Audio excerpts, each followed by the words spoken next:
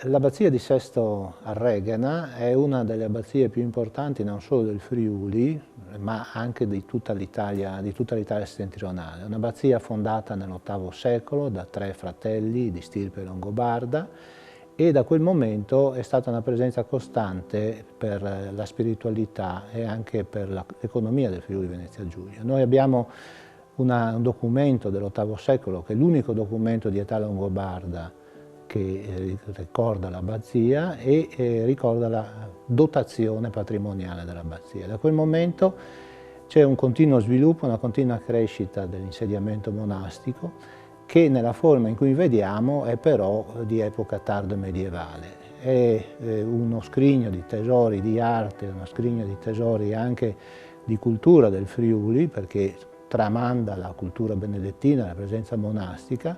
Per quanto riguarda l'arte, abbiamo dei reperti di età longobarda, come la bellissima urna di Sant'Anastasia, cosiddetta urna di Sant'Anastasia, ma poi più avanti nei secoli gli affreschi bellissimi di stampo giottesco che adornano la chiesa e il vestibolo della chiesa.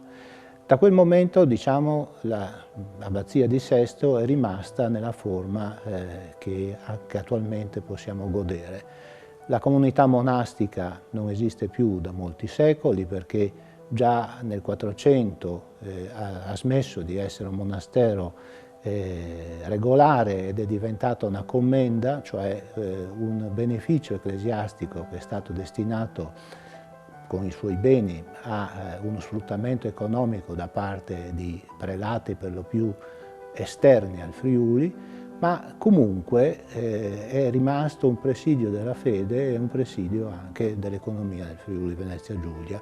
Parlo dell'economia perché appunto il suo patrimonio era uno fra i più estesi delle istituzioni ecclesiastiche friulane e appunto per questo è diventata commenda a partire dal 400 in poi, e quel patrimonio era anche fatto di villaggi, di chiese, di comunità che riconoscevano nella figura dell'abate prima e poi nell'abate commendatario poi un'autorità superiore che era paragonabile a quella di un vescovo. Per cui la comunità di Sesto Arregana aveva anche questa caratteristica, cioè quella di avere un'identità molto peculiare all'interno della chiesa friulana, e che riguardava sì la destra tagliamento, ma anche comunità alpestri come Claude, Cimolais o altri. Insomma.